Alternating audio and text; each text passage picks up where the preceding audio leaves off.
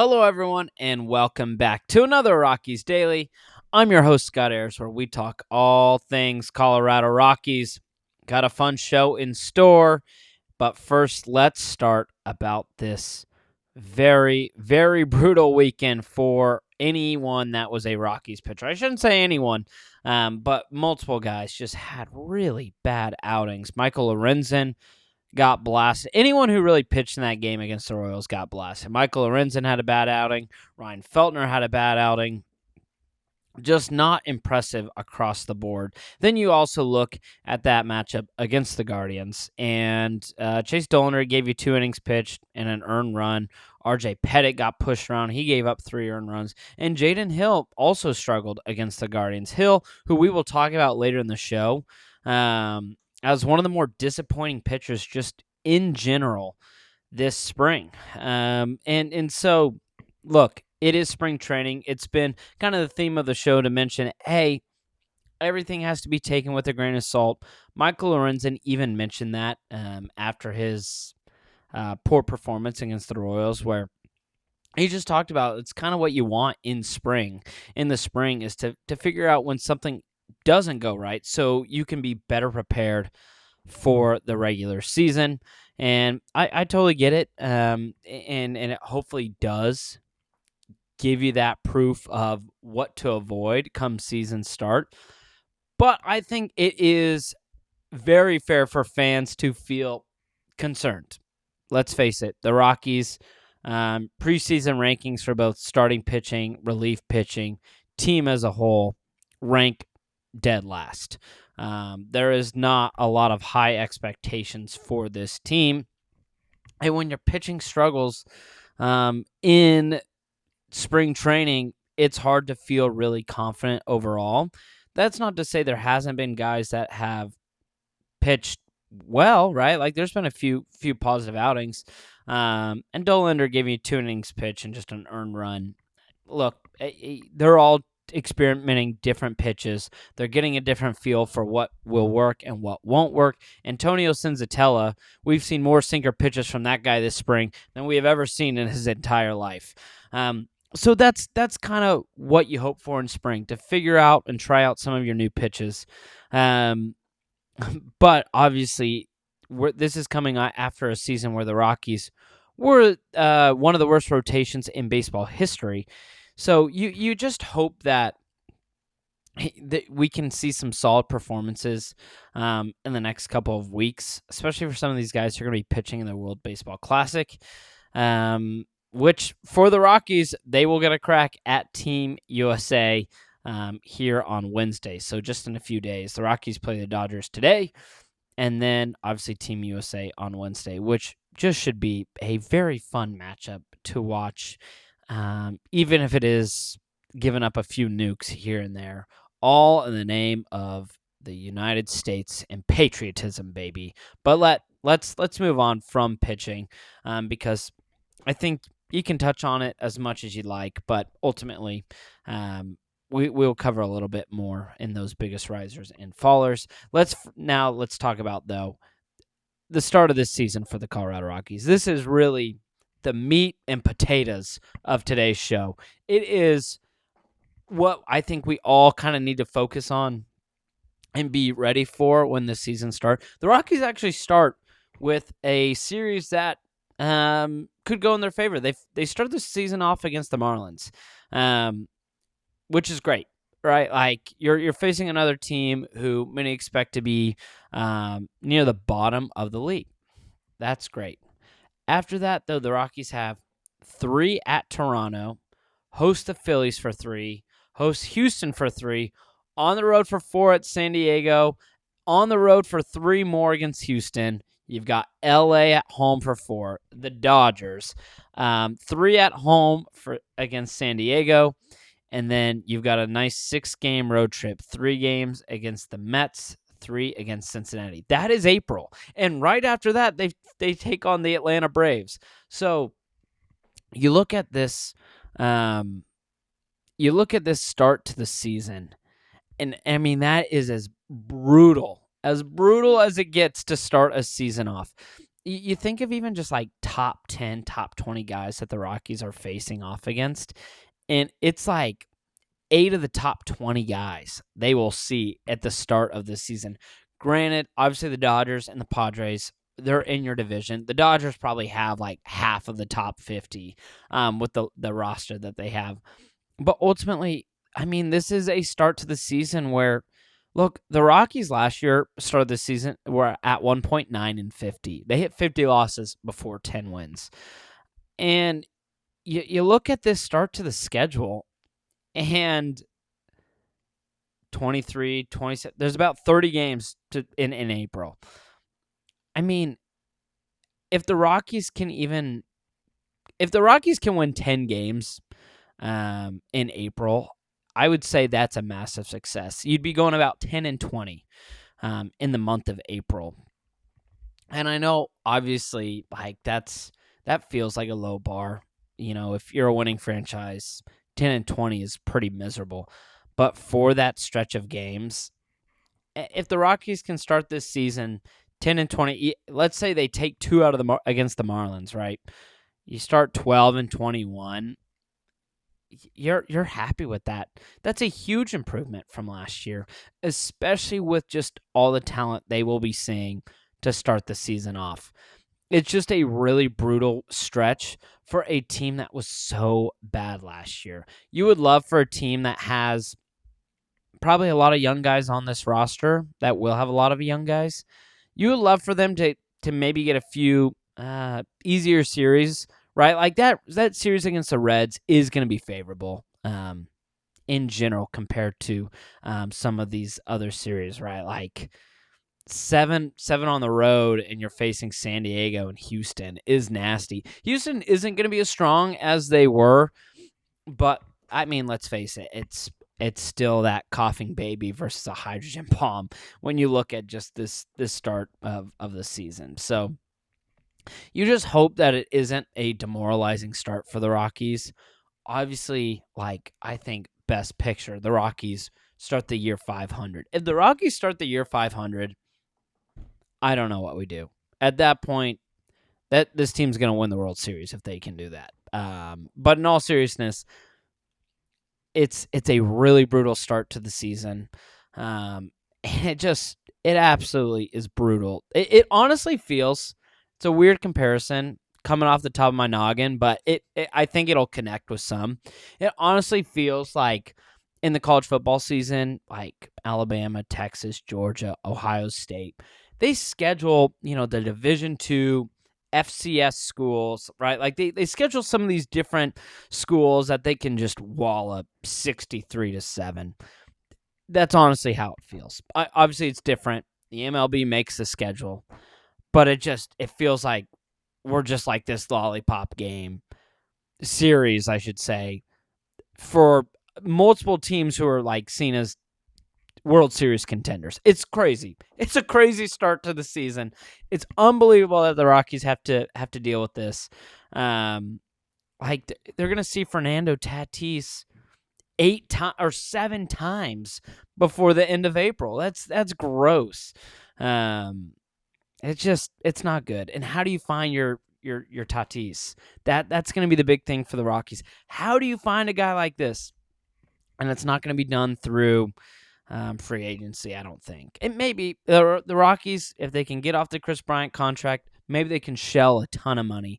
But your best bet at finding a gem like that is through the farm, through development, just because I don't see top guys coming to Colorado yet. They have to build something for people to want to come, and that just feels down the road. It would be awesome to have a top 10, top 15 player in baseball, which the Rockies had at one point, but they don't have that right now. And instead, they're going to be facing multiple guys in that first month of the season that are going to be vying for an opportunity to play for a World Series. And it's just going to be a brutal stretch. So I say all this just to prepare yourself. Mentally prepare yourself. The weather's going to be warmer. Just enjoy that, right? Like, hey, you know what? It's getting nicer out. It's great out. Don't be worried when you see the Rockies on the verge of getting swept in multiple series in the month of April. But let's talk about something more positive. Let's talk about some of the biggest risers so far in spring training, because the Rockies have a few guys that I've been overall pretty impressed with. We have seen power from Charlie Condon, TJ Rumfield. Willie Castro is just been a menace at the plate. He's hitting over 600 right now as of recording. Ryan Ritter has given us something to talk about in terms of he's gonna give himself a chance to compete for a starting position. I believe that's how well he's played so far to start this spring. And this is all, you could call it overreactions for a week and a half in, but why the hell not? Are we not overreacting? That's what we do as fans. We need to overreact. We can't be calm all the time. That's for who knows what. But yeah, Ryan Ritter has given himself an opportunity to find himself as a starting guy. I truly believe that, as well as Kyle Karros. Kyle Karros and Ryan Ritter have been playing well enough this spring that they can continue to play well and play well at the plate and solid defensively. They're going to force the Rockies' hand, and part of that will be because we're talking about some of the biggest maybe guys whose stock that has fallen. Now, Ritter will have a more difficult path just because of Castro. Willie Castro will start. And why does that matter? We've talked about multiple times on the show. With Willie Castro starting, you have two infielders guaranteed, with Castro playing anywhere between second, third. You could put him in the outfield, but you'd really want him in the infield. You could play him at first, but I just wouldn't. I would play him at second or third. Then, of course, with that, you have Ezekiel Tovar, playing shortstop. So that leaves just two spots in the infield. Kyle Karros, though, I would love to see as the opening day guy at third. I think he defensively is great. His bat has been awesome so far this spring. Again, it's just a week and a half in. So, I could record a show next week and he's down to batting 250. But he's not. He's been really great at the plate so far. Cole Carrick has also showed some promise, which is great, just as a guy who's currently in that Rockies farm system. And so a lot of bats that we're mentioning, but hard not to feel excited for these guys. So that's my overall thought about some of these hitters. TJ Rumfield and Charlie Condon, I touched on briefly, but their power is just important. The Rockies got Rumfield obviously in a trade this offseason from the Yankees. And if he can be solid, if he can be a bat, even off the bench, that can give you some power. Desperately needed. The Rockies need as much power as they can find. And Charlie Condon, we have talked about these guys vying for a starting spot.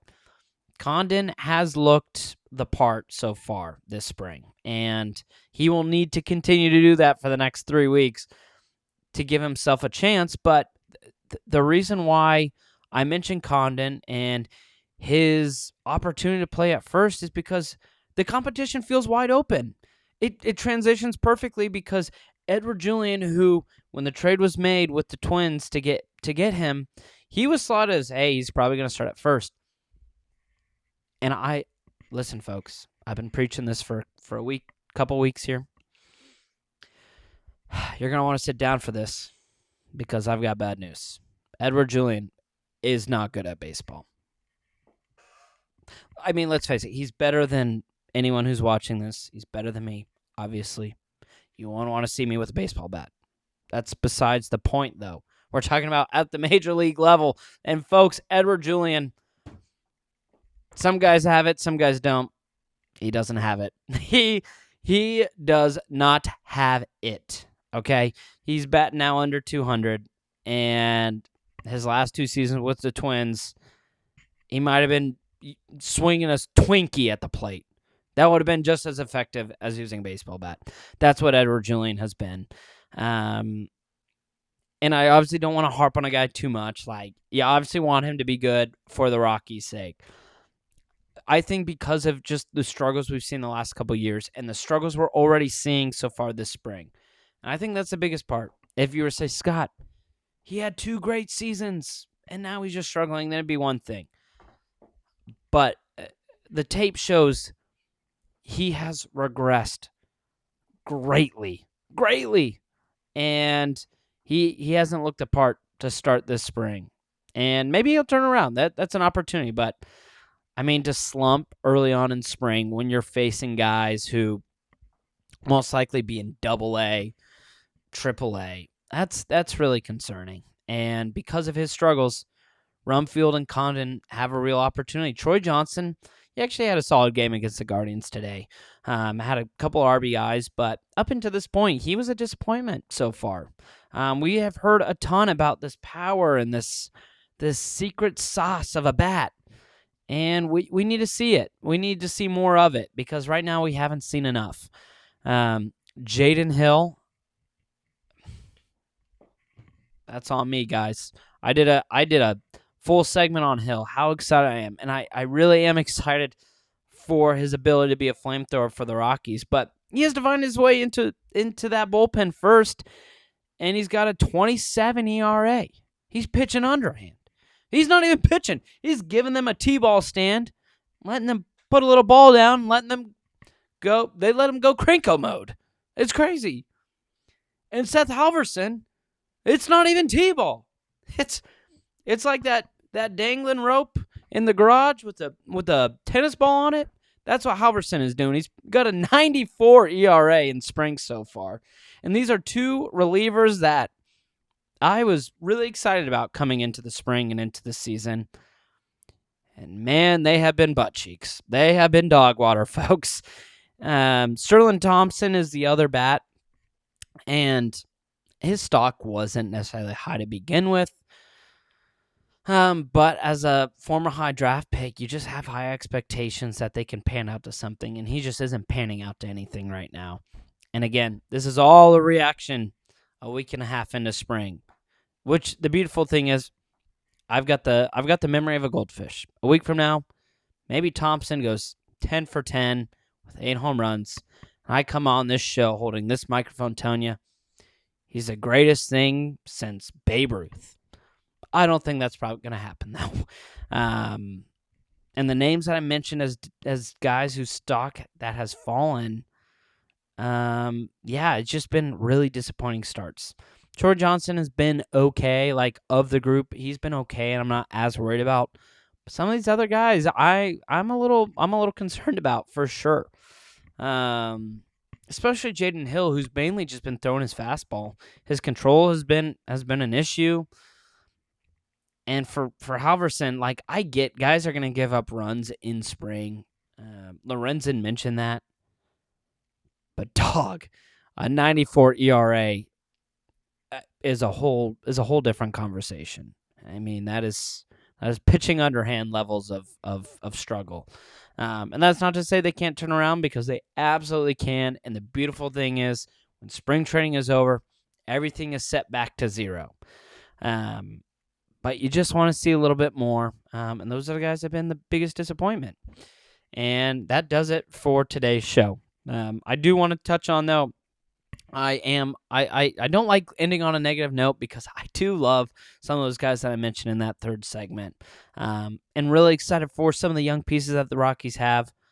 Some of these other guys, it is why that they are projected to be not a good baseball team this year. And that's just the note that we have to end on. But I hope you enjoyed this show. Please, please, please continue to share. Hit that like button. Leave comments, ideas, thoughts. If you disagreed with any of my takes, let me know. Would love to hear in the comments down below. But seriously, thank you so much for watching. I hope you have a wonderful Monday. Have a great day, and I will see you tomorrow.